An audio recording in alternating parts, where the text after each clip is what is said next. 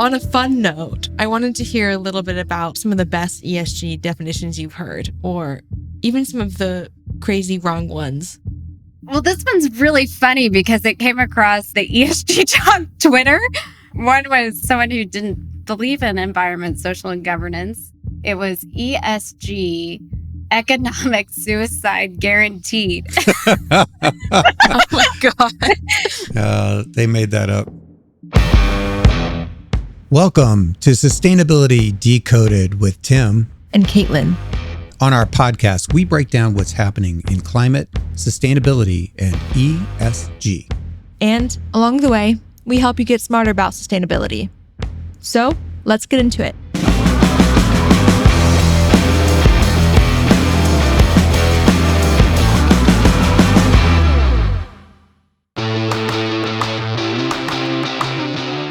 As I've decoded quite a few times in this first season of our show, ESG stands for environmental, social, and governance.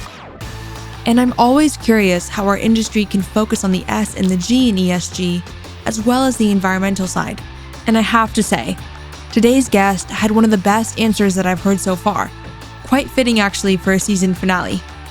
Mandi McReynolds is the Senior Director of ESG at Workiva, and she's also a fellow podcaster. So for our final episode of our first season, we got to do some self-reflection with her about our shared mission of making sustainability and ESG accessible.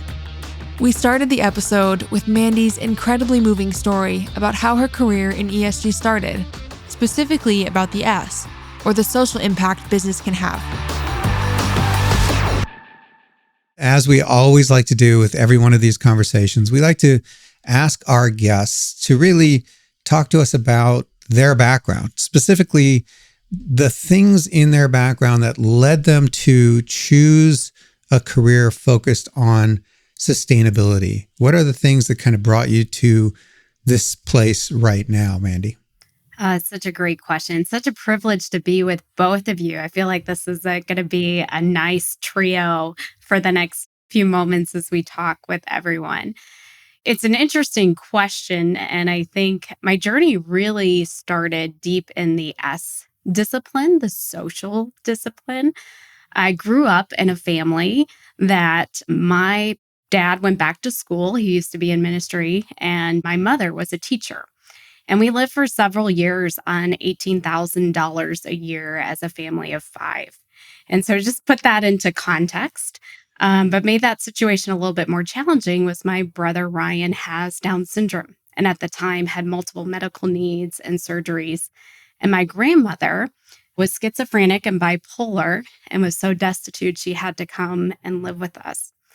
And I learned at a very young age the value of businesses giving back to their communities. I was a product of scholarships. I was a product of individuals who had free programming that was sponsored by businesses. And I wouldn't be where I am today had it not been businesses early in the 80s and 90s and even in 2000s thinking about their role in society. And it really took me on this path about where could organizations, regardless of industry. So I worked in nonprofit around how you could advance disability growth through the arts and through the economy, through job creation for individuals with disabilities, to moving to education, where I looked in higher ed for over a decade on the role of institutions in higher ed to drive both business impact, revenue streams, raising money, grants, and their connection to society and the communities of which they're a part. And then finally, the last almost now 7 years working in corporate America across two different industries on the role of business connected to society to build mutually beneficial relationships. And the heart of it started in a really quiet moment, being a young kid and recognizing how that made a difference in my life. I have to say, we've had probably a dozen guests on this show, and that is the most candid and compelling story we've heard to this point. And I just want to say thank you. That's really, really touching. So tell us a little bit about what you're doing now. You're at a company called Workiva. Tell us about your role. What does the company do, and how does sustainability kind of weave its way into your day job? Well, I'm always about capacity building, and I'm always about how do you help more companies accelerate business growth as well as society impact. And so when the opportunity for Workiva presented itself, Workiva is the technology association, one of the world's leading technology platforms for financial, non-financial, environment, social, and governance data, to serve as a subject matter expert. So I get to sit with our tech team and our design team and help them build a product for people like me in the job and save them time so that they can actually go do really cool work, and then get to work on ESG integration with our executive team. And so it allowed me to not leave the day-to-day work that I love, but also build capacity for over 4,400 customers around the globe, and hopefully many, many more organizations on their ESG journey. What does your position look like being head of ESG? So what I do is I get to look at our business strategy, and I get to say, how does environment, social, and governance actions in helping our planet and the impact we have on the planet as a business, helping people, which is the S side. So think about all forms of people, customers, our supply chain, our employees, and then governance, the way we make decisions and the policies and practices we have an impact for both business value and society value. So really simple, what that means day to day is I sit down with our company strategy and our executive team, and we identify what are the key areas that we have financial and operational control where we can make influence in those categories. And then maybe in some ways, what is our superpower, influence power to help create a dual impact for both of those. You know, the history of Workiva is really born out of a different business model. And maybe you could describe for me sort of the basis of the company. What's the core competency? What's the business model that brought Workiva to where it is? And then how does ESG now overlay into that core competency? The company was really innovative. It was born in 2008 out of the financial crisis. And as financial regulation came into play, how companies were going to begin to be held accountable and have to bring all their financial data into one platform for audit, for assurance, for SOX regulation.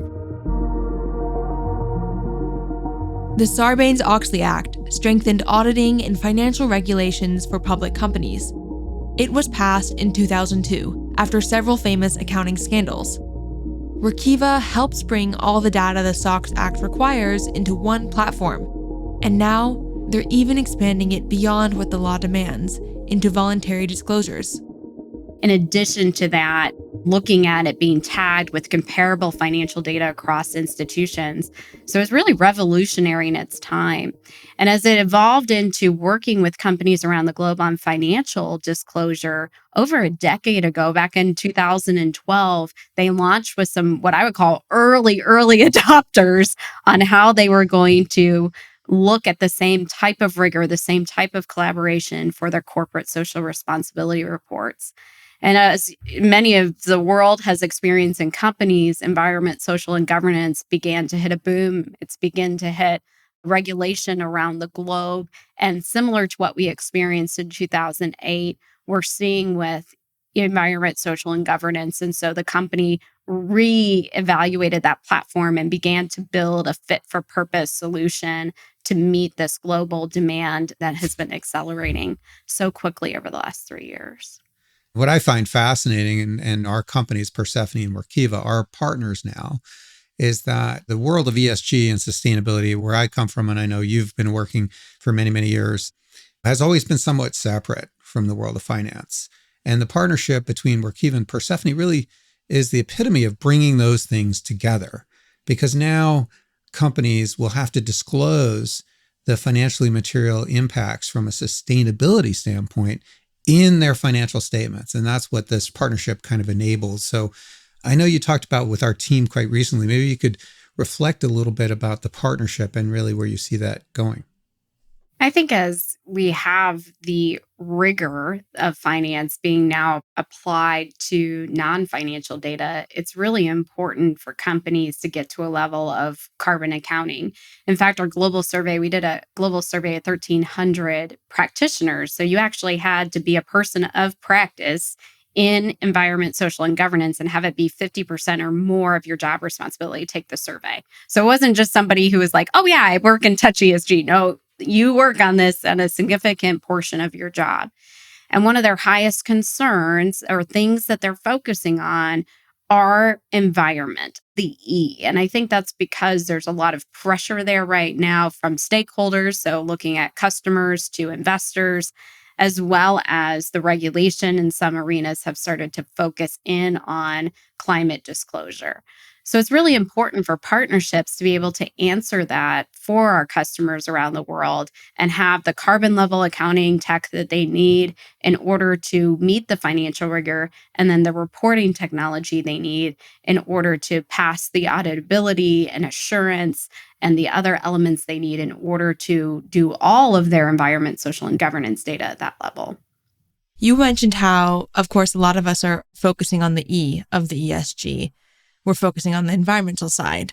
And it's interesting in your story of how you came to be passionate about ESG that you focus on the S side. Oftentimes, I feel like what's most popular and most trendy is the E. But how can we make sure that the S and the G get equal focus? What a delightful question. I think with G, the reason it's underscored mostly is, right, that's your pillar, that you have to have that foundation right to get everything else right. You have to have governance right to get everything else right. So even when somebody comes to me and they're saying, oh, we're starting our environment, social, and governance journey, what's the first thing you do? My response isn't go buy technology or a team. My response is make sure you've got your assembled executive task force together. It's a cross-functional team from legal, finance, and environment, social, governance that's looking across the business, and it reports into your board in some facet, whether it's a committee or not. That's the first step. Because one, you're going to unlock more business value because you have a diverse perspective at the table. And two, you then have the establishment, that base of governance to help drive the rest of the practice or adapt the practice. And you're bought in talking about it as a team.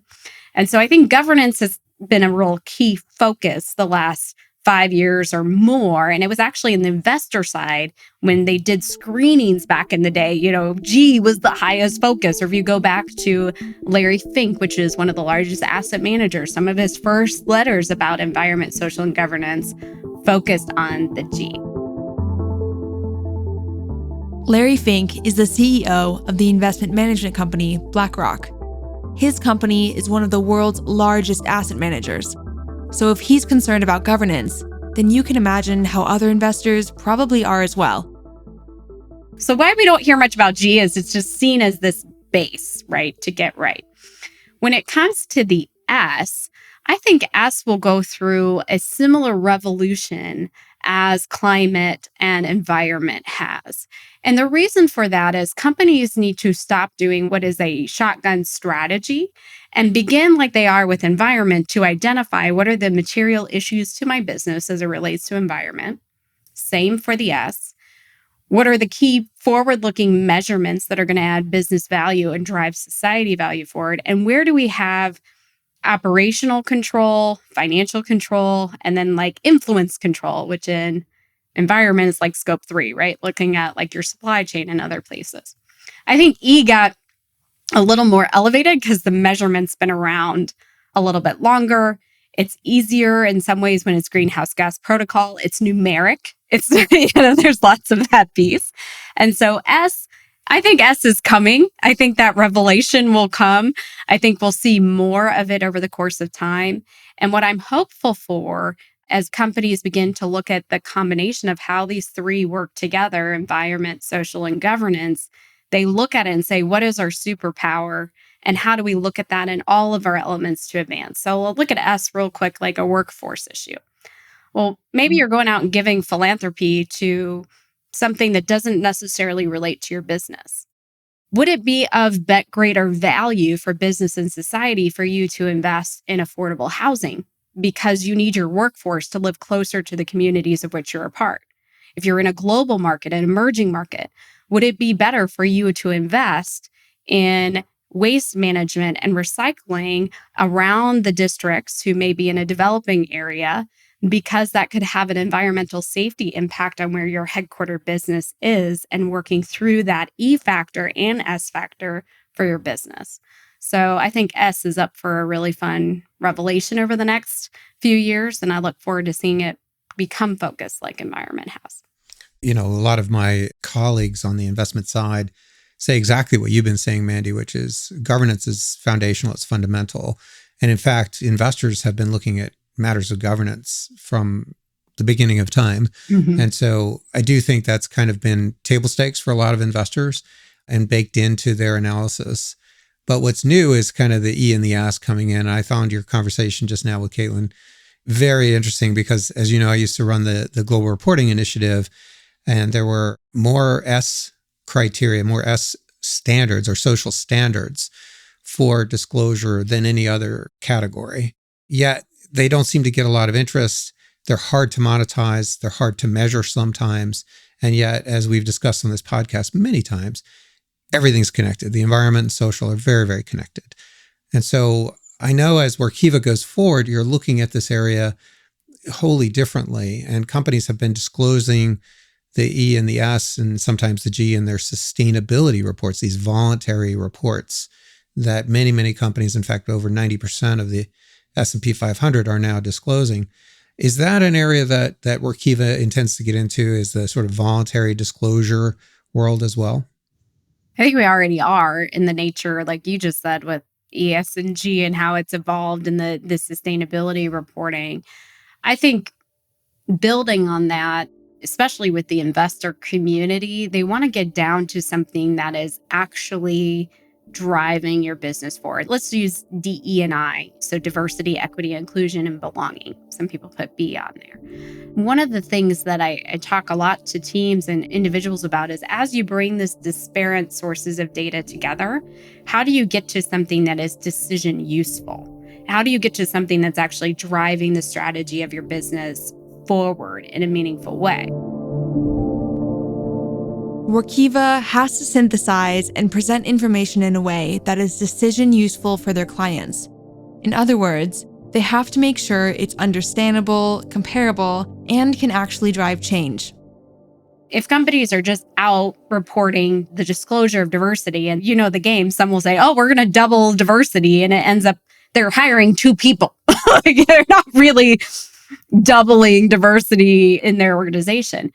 What may be more decision useful is to look at what are the training and development engagement factors. So investors are now looking at how many of your employees are going through training and development, how many of your employees are involved in your employee resource groups, and how are you as an organization seeing that as a foundation? I think that's a great new push from investors to get to better decision useful. It is easier data to find. When you pull it all together into a platform, the question I have is when individuals go through that kind of development, what happens to that person? Are they retained longer? Are they set up for advancement in the company more? Are they someone who then involves themselves in other aspects of growth of the company? Are they an individual who ends up in recruitment, having a more diverse candidate pool?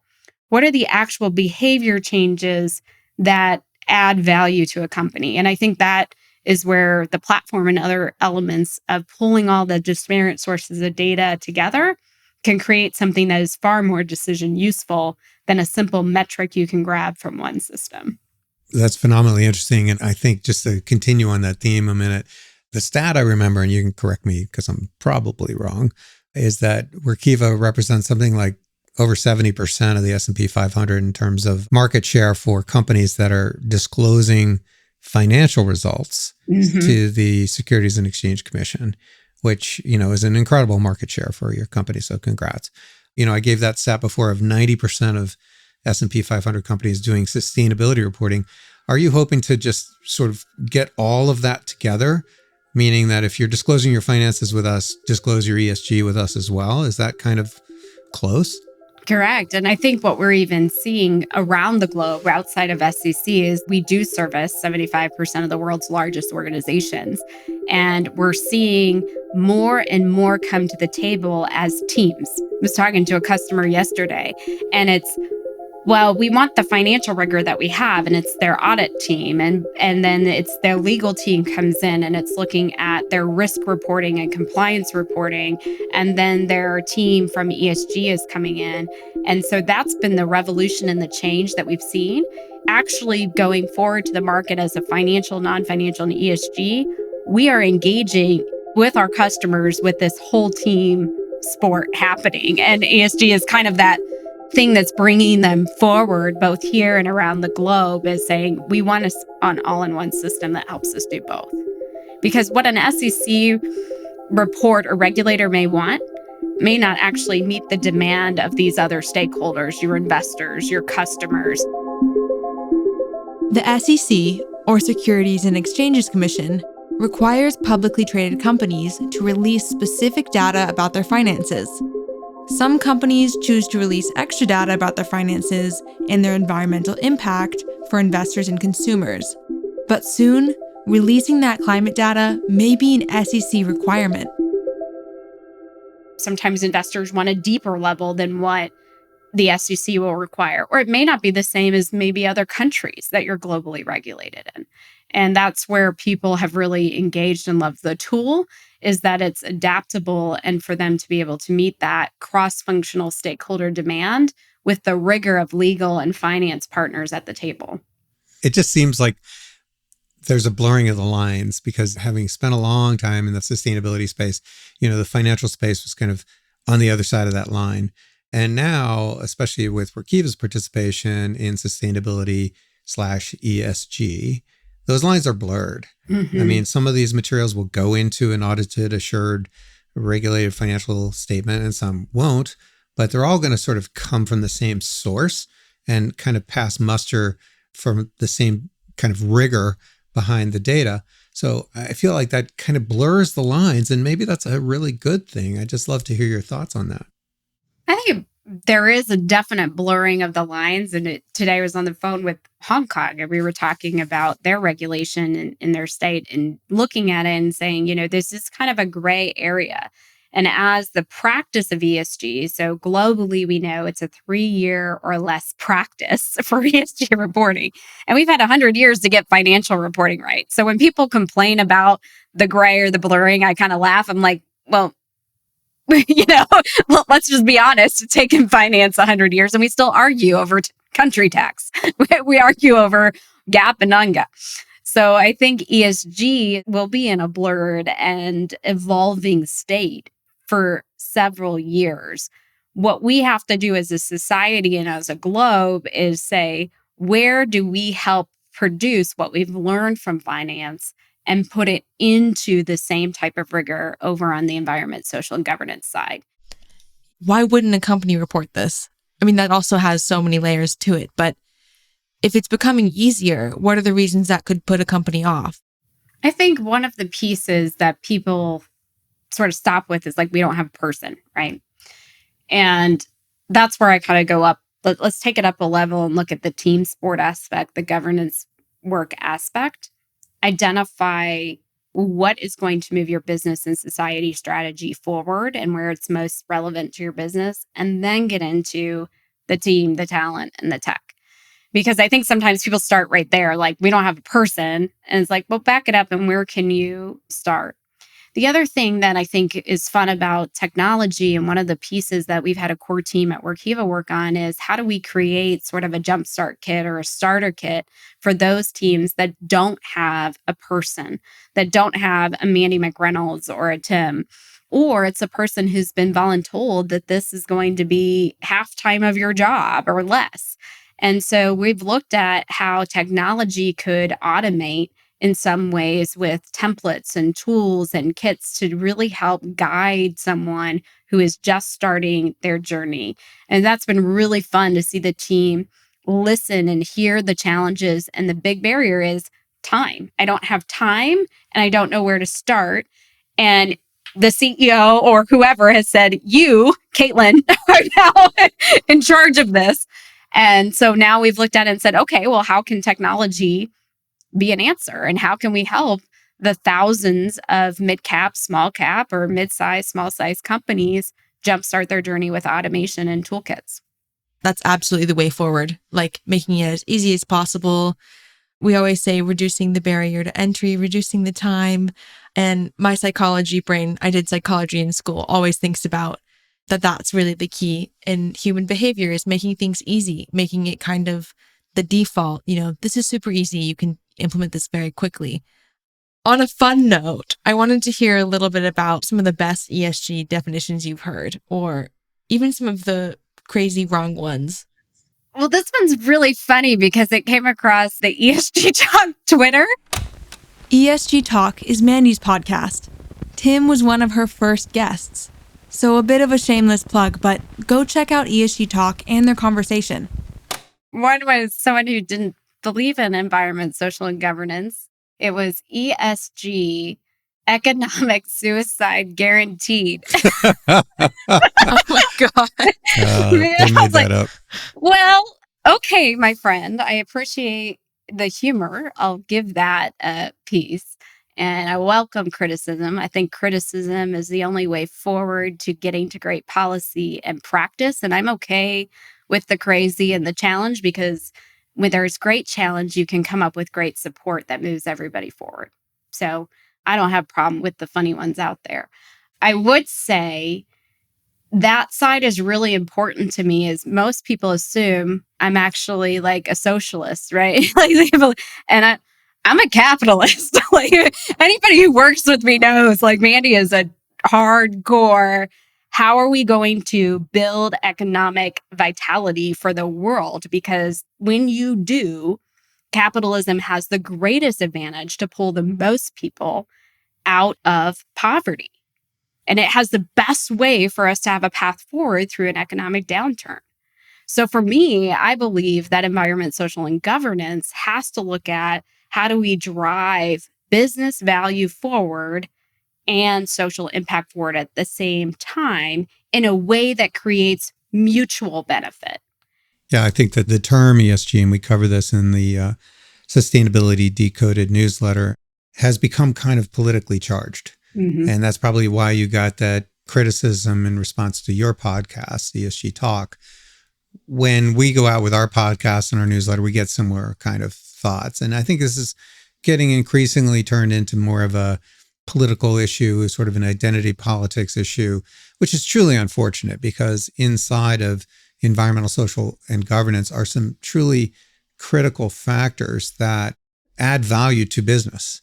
And that is really what I think Workiva is trying to do by integrating those ESG factors that do add value to business into financial statements, which I think is truly remarkable and will, in fact, lead to more positive change faster than any other method. So I'm 100% with you, and I'd love to explore that more. But let's talk about your podcast a little bit. So we're fellow podcasters, and I've been on your podcast. Now you're on our podcast, which is fantastic. But tell us a little bit about your experiences with podcasting in general. Do you think it's a good forum? And what do you cover when you're doing ESG Talk?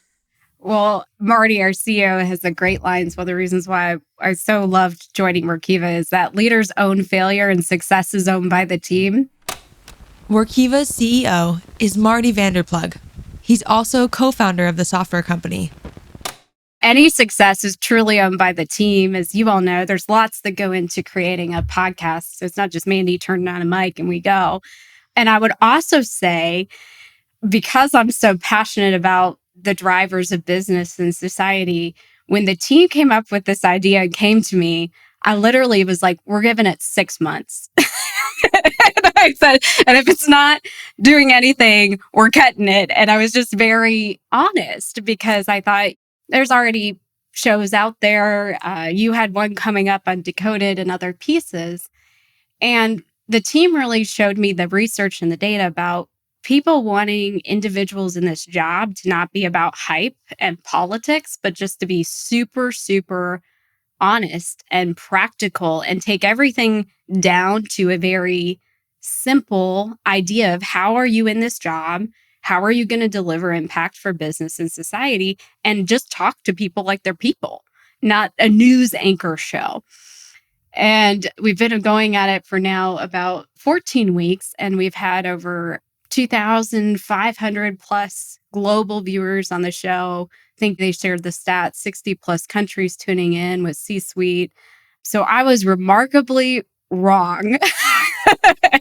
And I'm just absolutely proud of the team for pushing an idea forward, for bringing data forward, and really, like this show, finding the niche and the need to help move a conversation beyond hype and politicizing it to helping people drive real value. Well, first of all, congrats. It's really difficult to stand out in the very crowded market that's out there with podcasting. And I think that you guys do a wonderful job on your show. You know, it's very similar to ours in that we're trying to explain what is somewhat of a complex area to a very broad audience of people from many different backgrounds so that they can turn it into action, essentially make it part of their work life. So congrats on that. I do think that podcasting can be difficult as well. You know, you probably get into all kinds of different issues, but tell us some of the stories of what you've learned and some of the maybe funnier moments of your podcasting career. What's been surprising to me is, Tim, you were on as kind of our first C-suite guest. We have had many people come out of the woodwork, CEOs, presidents, authors, as well as anyone we've extended an invitation to on the show, say yes. And they're actually excited because they feel like they don't have to tell a fake story or feel like it's a PR hype. They actually get to tell authentic story. Like you got to talk about your journey and a book you written a while back, and now it's coming back. And what's it like to span industries and be an innovator? And I think that's been a pleasant surprise that people want to tell a real story and not just something that is a PR clip you would hear from a stage. How about you, Mo? What surprised you? Well, I totally agree. I think it's definitely a very raw format. Of course, it's not scripted, and so it's super conversational, and that means you can get into more deep topics very quickly, more personal topics, and kind of breaks that wall down, I think, right off the bat. You're not coming to the table with a preconceived idea of what you want to talk about or how you have to present yourself. So it's good to just be comfortable and just have a conversation. And it's just been great to talk to people in all walks of sustainability and hear the common passion that everyone shares. We all just care about the environment and people. And along that line, you can also make capital from that. And then that feeds back into helping environment and people. So it's just been absolutely fulfilling on so many levels. Yeah, and our podcast is still quite new, as yours is. But, you know, trying out different ways of interacting with our guests and getting to not only decoding sustainability, but a little bit more on the human side, the truth about why people do what they do, why we find them in the place that they're in, and where they think the future is going to go. And for me, anyway, I think I have to give all the credit to my co-host, Caitlin, but we have been inviting a lot of guests that I know because of my long history in this space. And because of Caitlin's presence, I learn something new about these folks every time. Our first guest was Suze McCormick, who's a dear friend and a very powerful partner at Morrison & Foerster law firm. And she's been a sort of a leading light in sustainability from the legal side for many, many years. But Caitlin started asking her about her job, and I learned about what a difficult glass ceiling there is and was in the legal profession and how Suze broke through that. And I would have never learned that without Caitlin asking some of those questions. And so it's that kind of like breakthrough that really helps everybody listening and me as well, just to learn from the guests that we have and their journeys. An environment social governance job is chief, I think, Tim, you've said it before, like a chief translator, a chief facilitator, chief working across the divisions role. We've thrown the term Chief Translation Officer around while taping the show before too, mainly because the purpose of our show is to make these ideas of sustainability and ESG more mainstream and accessible. It also fits perfectly with Mandi's show and her role at Workiva. You have to have a little bit of that self-work to say, how can I show up as my best self, to be the best translator, to be the best creator and co-creator with people? It's creating psychological safety in the workplace so that people can speak their mind and bring their best selves to work. But I think as it applies to sustainability, I mean, you're literally interacting with people who their careers have nothing to do with this topic. And yet in business, it's everybody's responsibility. And so you have to be able to draw them out. What are their beliefs? Why would they care about this? How do they apply it to their day job? I know that's been my experience in many, many years of working in corporate responsibility. But I think the difference, Mandi, with you is that you're not just trying to build a sustainable company, you're trying to build sustainability into the company's business strategy, which really is different because your company has as an offering, as a service, as a revenue generator, the ability for your clients to express their sustainability disclosures. And so that probably changes your role quite a bit, doesn't it? It does. It's one of the best hours of my week is sitting with our development team and our engineering team and saying, here's a problem, how would you solve for this? Or they'll come back and ask questions of our team. And that's the beautiful part. We have a small team. And in our team, everything we touch has a global impact. And so I do actually think it helps the team wake up every day and think about what I do today not only benefits me, but it benefits the globe and other people in roles like ourselves.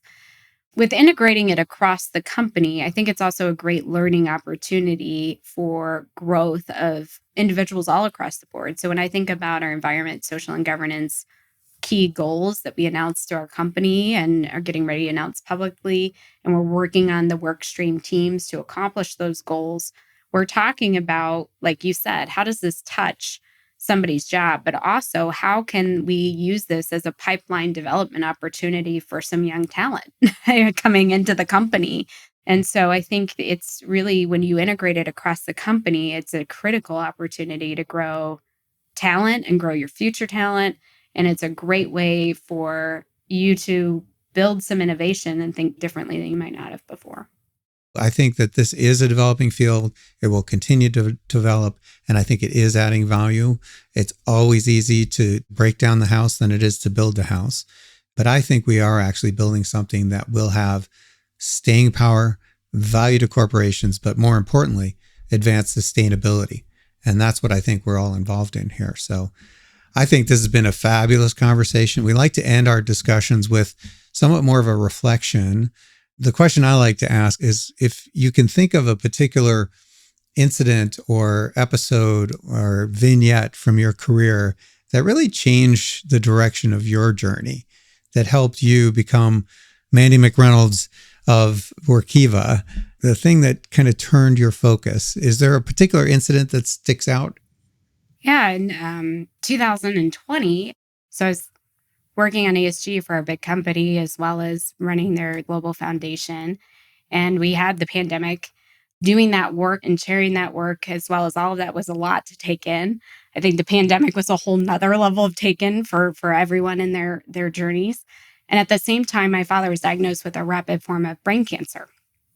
And so I ended up spending the pandemic 4 months in and out of a hospital with my dad.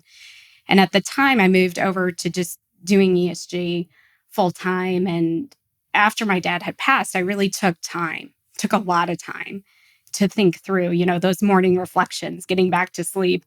And I probably spent 300 hours really and truly thinking about, why do I show up on Mondays?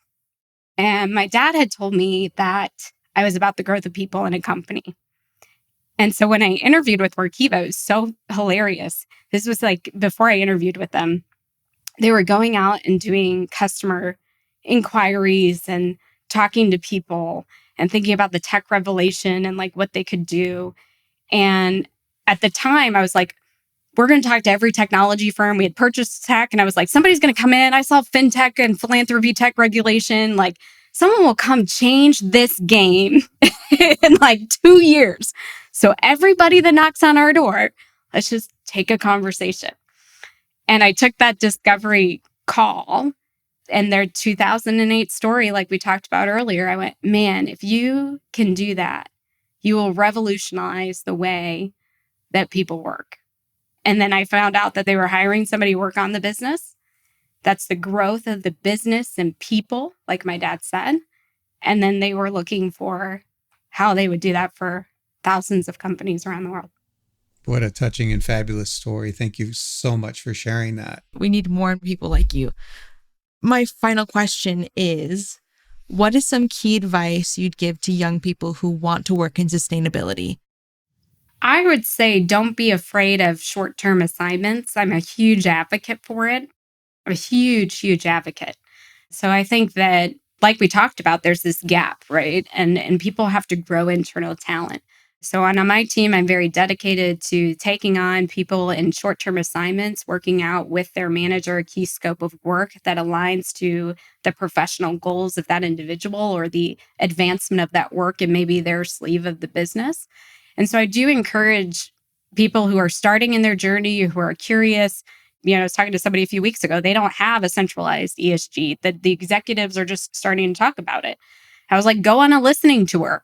Offer to be the person that interviews everybody and pull it together and synthesize it for them, right? There's so many ways that people who are passionate today in a short-term assignment could have future potential career growth by simply taking initiative, going forward and saying, what can I do to be helpful? Or here's some ideas.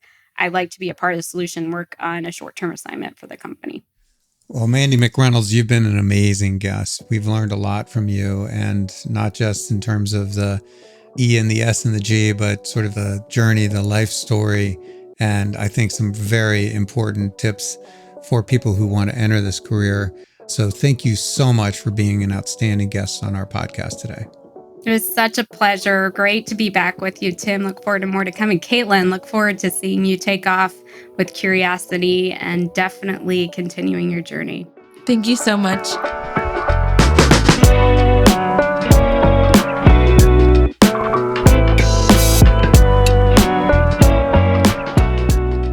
Mandi McReynolds. I have to say her backstory, when we asked sort of how she got to the place she was in and what were the major moments in her career, those were really candid and touching stories. I felt the emotion coming through in the podcast, and I just felt like the entirety of her story, where she came from, what she's doing now, where things are going, was just a really compelling discussion that I think could have a lot of value for our listeners. What did you think, Caitlin? Yeah, I think we got into several topics that we haven't actually touched on before, especially within ESG as well. I think when most people think of sustainability, they think of the E and an ESG, and that's about it. And so it was great to get more clarification on the S and the G and how those tie in and are really important. And I like that Mandi placed a focus on the S where some people might not, because that's where we need a lot of growth as well. You know, the E is super trendy right now, but like she said, the S is what motivated her and made her passionate to be who she is and where she's working. And she's making such a big difference within so many different companies. Yeah, I couldn't agree more. And then I think the other aspect that I'll take away from this discussion was the crosswalk between the practice of sustainability and then financial disclosure, which is what Workiva does. Many people haven't heard of Workiva, but they really do literally own a 75% market share in terms of financial disclosures of information from publicly listed companies. And now they're bringing sustainability into that mix, which I think is fantastic. So again, a real good takeaway from this discussion. That's it for this episode with Mandi McReynolds. If you want to learn more about Mandi McReynolds and Workiva, go to workiva.com. Also, make sure you check out her podcast, ESG Talk. Links are in our show notes. And that's a wrap on season 1 of Sustainability Decoded. But don't worry, our show will be back for a new season, and you'll hear from even more phenomenal guests. We're not just featuring prolific ESG leaders in upcoming episodes.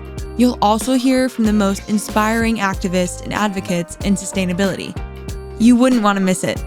So please subscribe and follow Sustainability Decoded on Apple Podcasts, Spotify, or wherever you listen. Also, please rate and review our show while you're there. Thank you for supporting our podcast. Thank you all for listening, and we'll catch you in our next season. Sustainability Decoded is produced by our incredible team at Persefoni and Hueman Group Media. If you want to learn more about Persefoni and our climate management and accounting platform, please visit our website, persefoni.com.